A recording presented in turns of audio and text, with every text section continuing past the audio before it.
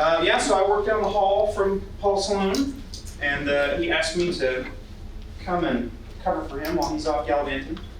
I said, that's just fine. So I am the chair of the apologetics department at HCU. And so I thought for the Sunday school lesson, we would do a little bit of an apologetics Q&A. I expect that some of you, at least in this room, know what apologetics is. Yes? Yeah? Okay. So the obligatory apologetics Bible passage, if you want to turn here, is 1 Peter chapter 3. So we will start there. Just a second to open that up. Right there. Here.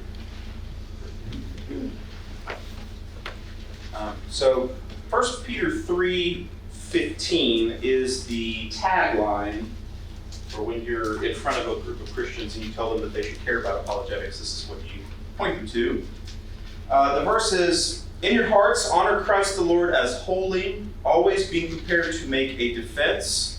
The Greek is apologia, to make an apologetic to anyone who asks you for a reason for the hope that is in you, yet do it with gentleness and respect. So apologia, apologetics, it means making a defense. And that's generally the only verse that you look at when you're trying to justify this. But I want to expand the scope. We don't want to pull this verse out of context. Let's bump up and actually start in verse 13. And somebody read down to 17. 13 to 17.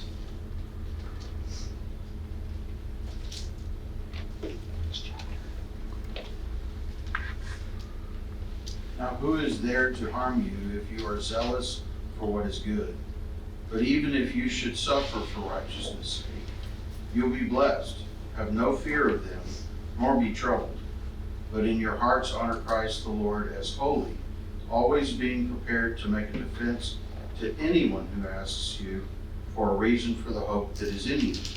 Yet do it with gentleness and respect, having a good conscience, so that when you are slandered, those who revile your good behavior in Christ may be put to shame. 117 as well. For it is better to suffer for doing good, if that should be God's will, than for doing evil. After this, we actually get into Christ going down and preaching to the spirits in prison, and what in the world does that mean? We're not going to get into that can of worms today. I want you to notice this very famous verse about apologetics. What is the theme that it is couched in? What is Paul actually talking? What is Peter actually talking about? Suffering. Do not be afraid of them. You are going to be slandered. Christ suffered once for sins. It is better to suffer for doing good than for doing evil. This is the context in which Peter says you need to be ready to give a defense. Why? Because the word defense is a legal term. It is a courtroom term. That is what you do when you get put up on the stand when someone has charged you with something. And they say, justify yourself. So this is not the only time that the word apologetic shows up in the New Testament. It shows up very frequently in Acts and in other places when Paul is talking about how he has been hauled in front of some Roman court or in front of the Sanhedrin or the synagogues, and they're charging him with corrupting their religion. And so St. Paul gets up and gives his defense, his apologia. So we often think about apologetics, if we do think about it, in terms of, this is an argument for the existence of God, or this is an argument for objective morality. But in the New Testament conception of what this is you responding to the slanders that the rest of the world has put upon you and upon the faith. So when we think about apologetics, we need to be thinking of this question here. If we want to equip ourselves, because notice, Peter expects that everybody's doing this, right? Not everybody's going to be a professional apologist. Everybody needs to be prepared to do it. We need to think then, what is the biggest accusation that you think you, as a Christian, or the gospel as a whole, is going to face in your life, in your current context right now? What do we think?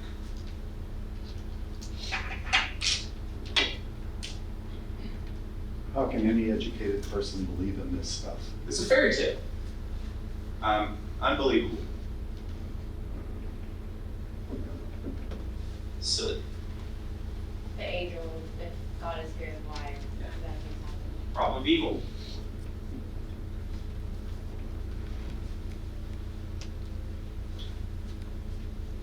Couple more.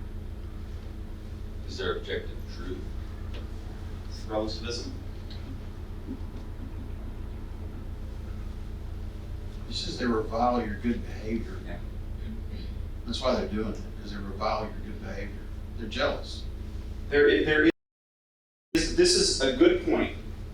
Most of the time, I want you guys to think about a particular person that you know that does not know the Lord. Think about what is it that is keeping them from believing the gospel. You got somebody you're thinking of? If you asked them why they're not a Christian, do you think that the reason they would give you is the real reason? Maybe, but probably not.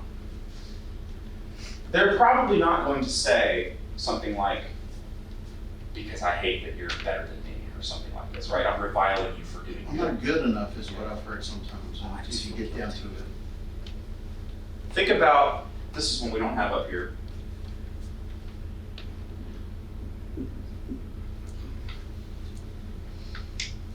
Think about a gay person.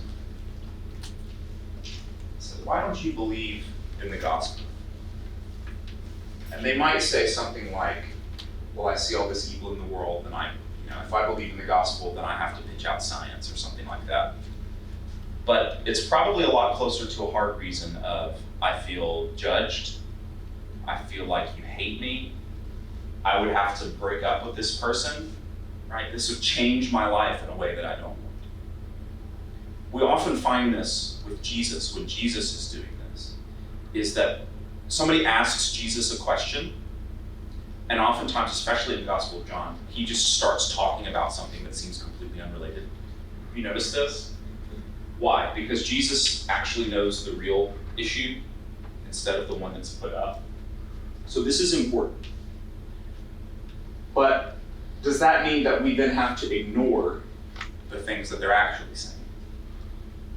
No, we actually need to do both, right? We need to be able to respond to the charge and then move past the charge to talk to the heart. You've got to do both of those things. This is a big question in my discipline. What is the relationship between apologetics and evangelism? Same, different, two-step process? I tend to think apologetics and evangelism are the same thing, you just call it something different depending on the audience. Evangelism can be very intellectual, apologetics can be very personal. It depends on who you're speaking to, and it depends on, a lot of times, just the vocabulary that you're using. But let's walk through some of these things. Some of these are harder to address than others. We can start with the easiest one, with relativism. Somebody says, how do you know that there is such a thing as truth? Well, there's only two responses to that. There either is truth or there isn't. And if somebody says, oh, well, there's no such thing as objective truth, what's your response? You sure? Is that true? Is that true for everybody? You actually can't hold to relativism because it contradicts itself immediately. If you say everything is relative, that statement is not relative, and therefore I shouldn't believe you. That one's easy. The harder question is, how do we know what is right or what is true? That's a harder question. But you and me and McGee, anybody else, you do believe there is some sort of objective truth. Even if the objective truth is it might be impossible to know it. Notice even that, to say it is impossible to know the truth, you would have to know the truth in order to know that it is impossible to know it. Does that make sense? It's like the atheist says, well, I know that there's no God. I said, well, have you combed every square inch of the universe to know that there's not a God floating around out there that you just haven't bumped into? How do do you know that? So relativism is pretty easy. This is actually the second easiest. If you go over to Rice University, there's a guy over there named James Tour. He might have come by at some point. You guys, okay.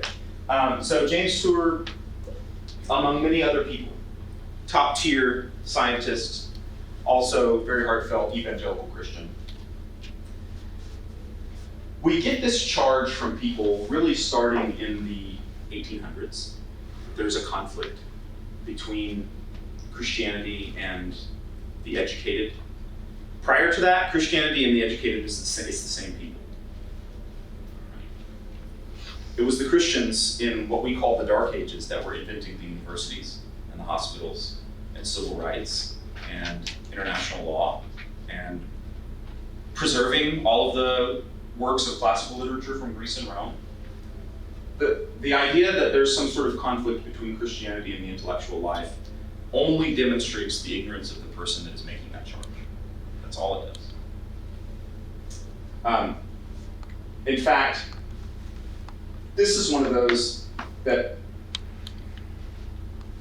I want to be sensitive here. This is probably more likely to be a disingenuous charge than these other ones. The only way that you would think, how could anybody believe this, is if you're already committed to not exploring how it could be the case. Because as soon as you start digging, you notice the greatest minds of history for the last 2,000 years have been Christians. So what do they mean when they say it's unbelievable? It's probably something to do with two things: Genesis and like the virgin birth. And I always think that's kind of silly that the virgin birth is the one that people find to be so unbelievable. Well, less so now, but really if you think that there's a God that has created the entire universe out of nothing, do you really think that the virgin birth is that big a deal? Because most people that say, I don't believe in the virgin birth, they often can be progressive Christians, you know. There's some Christians that say, well, we don't have to believe in silly things like that. This is mythological. This is some sort of an accretion that has developed over time. It just seems weird that that's the line that people draw, and yet it is. The bigger issue is Genesis. The bigger issue is, well, do I have to pitch out evolution? Do I have to believe that this is some sort of mythic story about the Tower of Babel and the flood of Noah and all this sort of stuff? It just seems like Genesis is obviously false. And I'll say two things. Number one, you can be a Christian and have different readings of Genesis. Church father, right? Prior to compromising with secular science or anything, Augustine wrote 3 or 4 different commentaries on Genesis. Each of those commentaries took a different position on what it means. Okay? So this should not be the line for anybody, is how do I read the flood of Noah? If you want to take this as some sort of a polemic in which Moses is debating and correcting the other flood myths of the time, that's okay. We've had people for 2,000 years of church history that have taken that position. I'm not going to tell you which position you should take, but I am going to tell you that if that's the thing that is keeping you from believing the gospel, that is not a good reason. Y'all with me? So number 2, how do you read Genesis? Can you read this book and live in a modern society and say, yes, I believe that? Of course you can. Because most people that are making this charge are not being honest readers. There is such a thing as genre. You interpret a text according to the intention of the author. You don't go to Song of Solomon and read the description. You know, your teeth are like a flock of goats, right? There are genre markers that signal to you how you ought to be reading a particular text. What often happens is, because we in our modern society have so flattened out the experience of literature and of reading these different texts from different time periods because we think that anything from the past is automatically silly and stupid and not as good as us. We have now become very poor interpreters of these sorts of genre markers. And so to say, well, I've got to read Genesis in the same way that I read a scientific textbook is not wise. This has nothing to do with whether it's true or false. It has something to do with what does Moses mean for us to read here? Are you with me? When John says at the end of his gospel, Jesus said and did many other things, and I suppose if they were all written down, not even the whole world could contain what is written. Does he really mean us to take from this that if we wrote down the deeds of Jesus, every square inch of the entire earth would not be sufficient? No, because he's talking like a regular human being.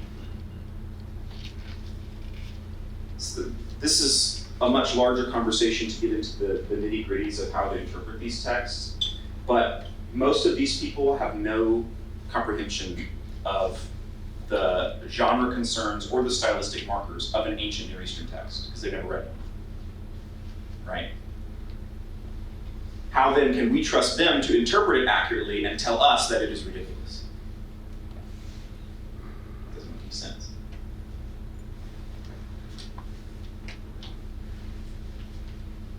Which one do you think is harder?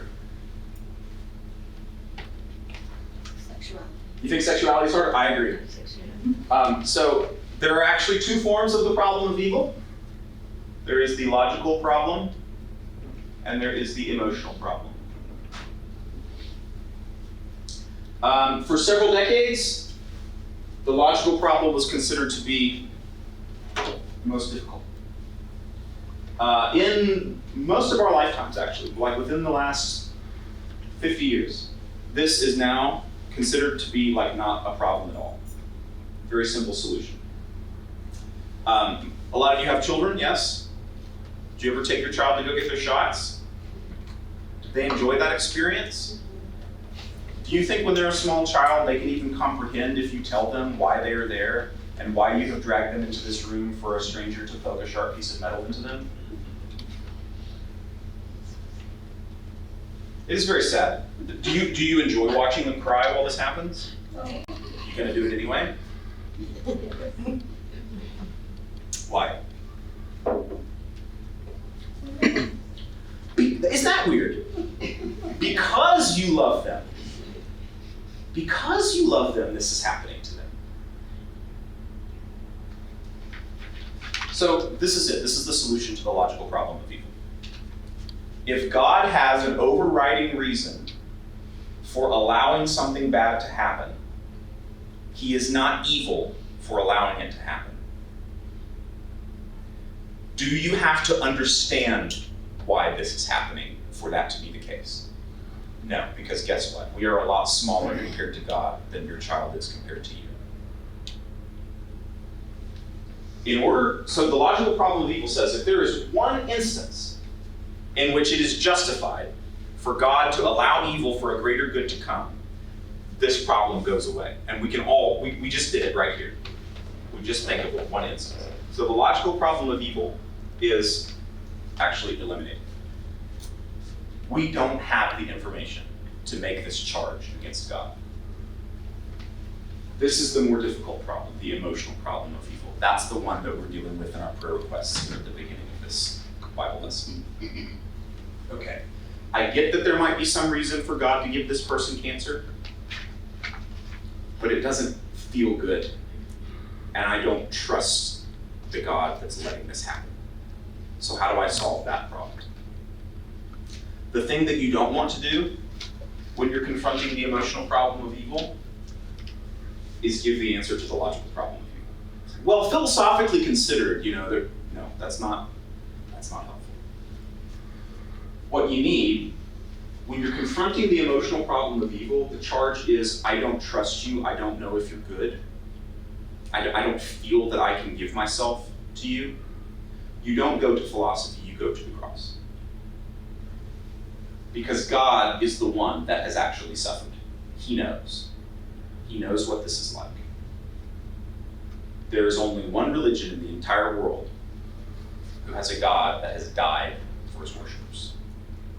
There's only one religion in the entire world that the God has been tortured for something that he did not do, that has felt the consequences of all of the sin and evil in the world, personally, in his body,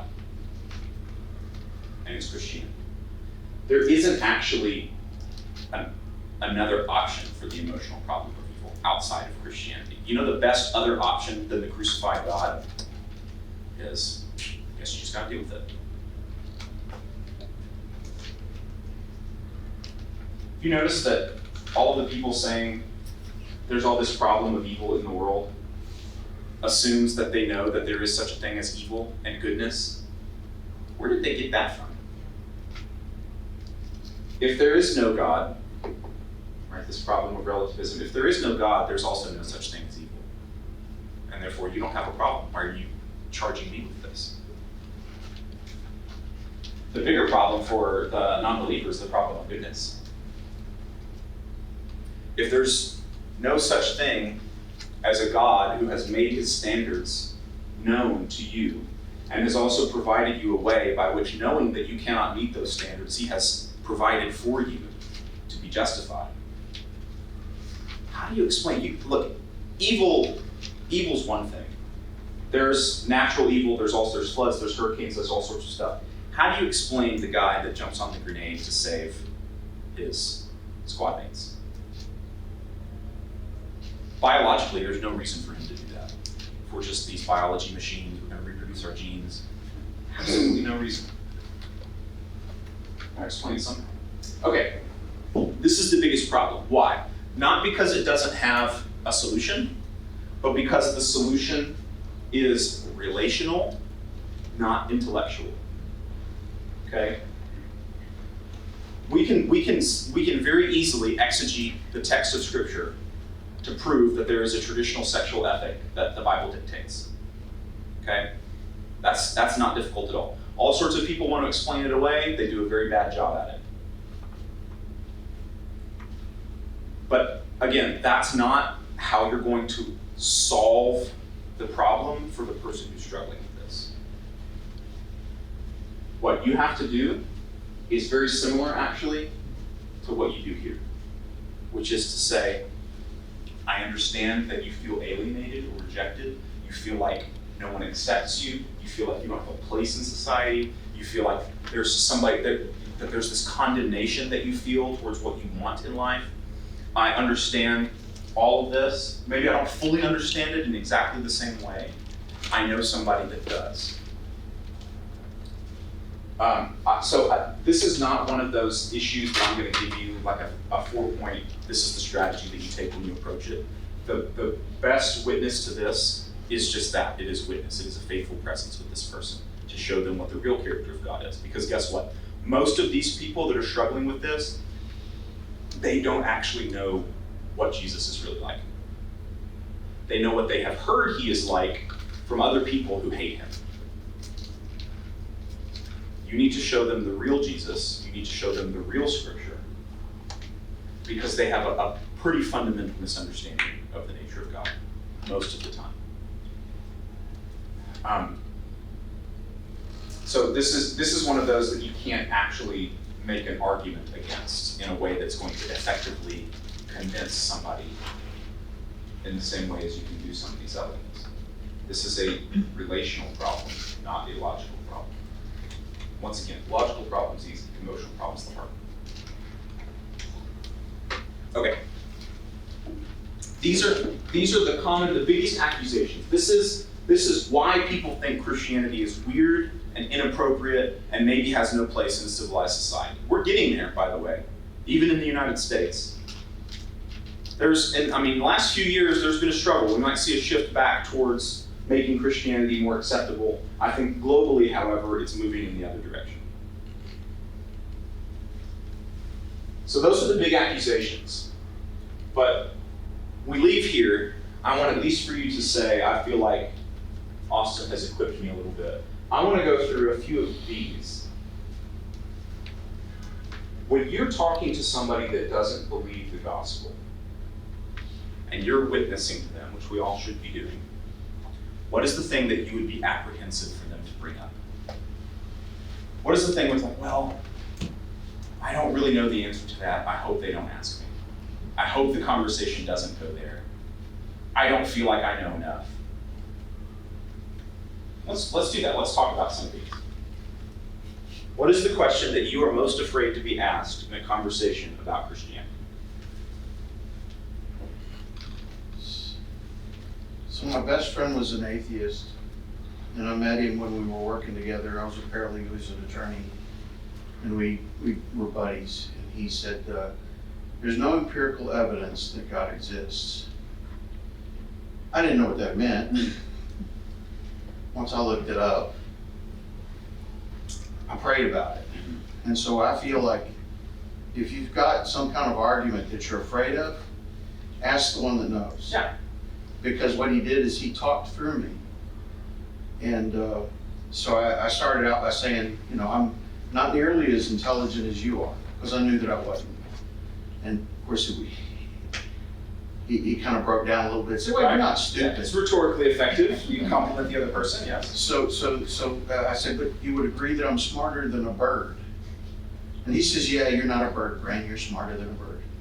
And I said, well, I'll tell you what, when a hurricane comes into town, I have to watch Eyewitness News, and they have to give me reports and radar.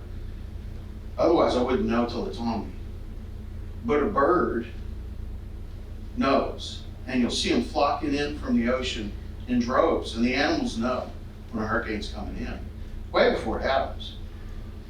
I said, but even though I'm not as smart as you, and you don't see any empirical evidence, just like a bird, I know that God exists. I can feel it. It's not just a feeling, I know it. And I know that he created you to be with you forever, to love on you. He's just like a good father. And I said, he put probably one of the more evangelical Christians in the neighborhood down the street from you that just happened to work at the same law firm that you worked in. And we became best friends. You're closer than my brother. And he put me in your life to tell you that he exists and he loves you and he made you for a purpose. By the way, he was dying of cancer. So we had a 20-year relationship. So I think, you know, the key to this, you said the sexuality is witness. I had 20 years to witness. And I think the value that you have as a Christian is what you put into that person, what you've invested. And if they see that you value them and you love them, you have more credit than someone who's arguing with them, because they know that you love them. But he died of cancer. He was never more interested in a mission trip that we were supposed to go on together to drill a water well in Guatemala when I got back, but he still died. I prayed for him, he still died. And I don't know if he made a decision for Christ. And the peace of Christ came over me and said, that's not between you and David and me. That's between me and David, but you did what you're supposed to do. And I think the key is if you're afraid, ask him, because he knows the answers. This is great. Aslan in the Chronicles of Narnia says, I never tell anybody any story other than the. So that makes me think. When I was a freshman in college, I was already interested in apologetics, and so I went to a school that was fairly secular. We had a large religious studies department, and they kind of specialized in taking all of the kids from Texas and Oklahoma and Tennessee and kind of sitting them in the religion classroom and saying, hey, you know that, by the way, Moses is like not even a real person, right? And just trying to break down these people's ninth faith. And it annoyed the heck out of me because I knew that what they were saying was wrong. But I got an anonymous letter in my mailbox at the end of the year that said, basically, you might be the smartest person in the classroom, but nobody wants to listen to you. Because you're a jerk. This is true, right? The thing that is more impactful to this person is not your arguments, it's you. But notice, you did have an argument.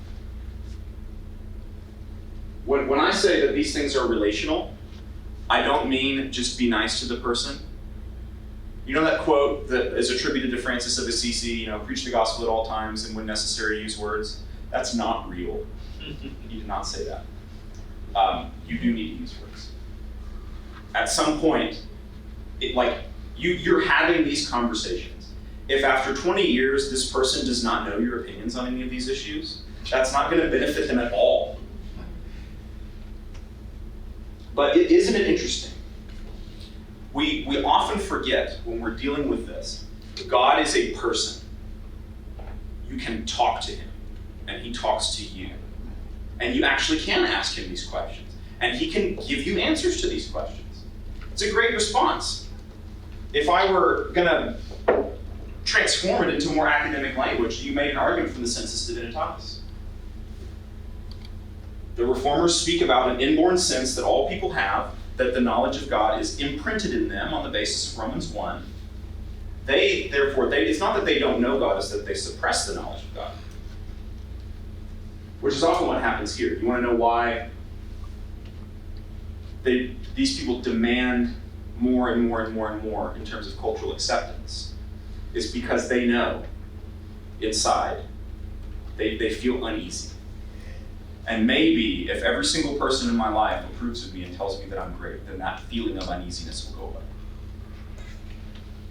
away. We should have compassion with this. Because that feeling can go away. I'm not talking about conversion therapy, I'm talking about there is a God that accepts you. Not going to leave you as you are. He doesn't leave any of us as we are. But he does want you right now. And you let the transformation happen later on. Okay. The idea of, well, is there any empirical evidence? This is actually another really easy one. There is no good alternative to the existence of God. Do you know that? The most cutting edge science that we have tells us we have no idea why the universe exists. It seems like it just sort of popped into being one day. When the Big Bang was first hypothesized by a Catholic priest, who was also a scientist, it was immediately hailed as religion interfering with the scientific process. Because there is clearly no other explanation for what this data says than the fact that God created the universe. Nowadays, of course, we forget that. Same thing. Ask the most advanced neuroscientist, the most advanced philosopher of mind, they have no idea how we think. Right? The problem of consciousness is the hardest problem in both philosophy and science. There isn't another way to explain the world than this. So I would argue you don't actually always have to have a positive argument for Christianity. You can just keep asking questions about what do you believe? How do you explain these things? Just listen. And frequently, if you keep asking, it'll break down pretty fast. Nowadays, it sounds like your friend's pretty reflective. Nowadays, most people just think in slogans. They only have this one tagline, like, oh, Christianity is a fairy tale. If you ask them what do you mean by Christianity being a fairy tale, that's like the end of their thought process. So this is another actually really excellent method of doing apologetics. It's like ask the question, put the burden on your conversation partner. Ask them. It's like, well, I at least know the basics of why I believe what I believe. Like, there's a God that made me. He wants me to interact with the world. He's created the world for me to be able to come to know him. How do you think that you're able to think? Do you realize that if your brain is just the result of an evolutionary process which is designed for survival, then there's no actual reason why what you're thinking should correspond to external reality? There's no reason why advanced mathematics should work. That has no survival value. If you are the product of a mindless evolutionary process, then the fact that you can recognize you're the product of a mindless evolutionary process is a miracle. Okay, let's wrap up real quick. Another question you're most afraid to be asked. This is kind of the same one, the most confusing Bible or theology topic. Generally, when I ask people this question, they say something like, oh, I hope they don't ask me to explain the Trinity, or something like that. But let's go for it. Come on. Which one do we want to tackle? We got 5 minutes. You want me to explain the Trinity in 5 minutes? Yeah. Yeah. So this is what my friends ask me, Mhm. all very, very intelligent people. So you're saying that if I'm not a Christian and I don't believe in Jesus Christ, that I'm going to hell? What do you say? You know, what I usually say to them is, that's what the Bible says. I hope that there's some interpretive room in there somewhere, but that's what the Bible says. But that's not really the right answer, because that shuts them down completely. I mean, this is another hard question. When they say, do you think I'm going to hell? It seems like a doctrinal question. Once again, it is an emotional question. Are you telling me that I'm not a good person, that I'm not good enough? Yes. None of us are. Exactly. Do you think you're a good person? Do you think that you're worthy? I sure don't. Look, the question is, what would happen if there weren't a hell? We are incredibly sheltered here in the United States, most of us, to think that everybody is just nice and peaceful and gets along with each other, and it's a live and let live attitude.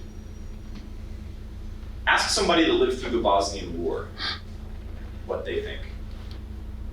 Ask somebody in South Sudan what they think.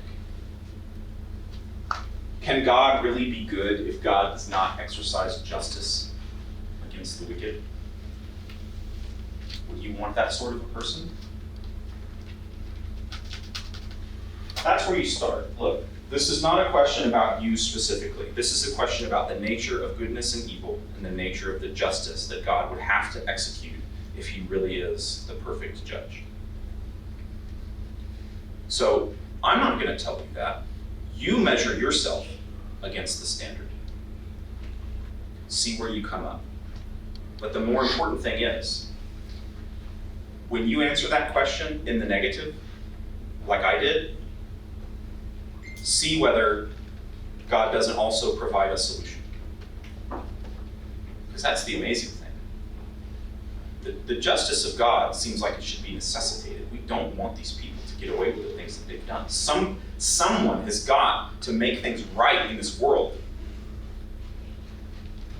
But the fact that for those same people, God has said, I want you in my family. Let's talk about that. The problem of hell is only a problem if you don't listen to the good news. But the good news is for you. Well, let's say I don't want to believe in the good news. What then? Well, number one, that's your decision.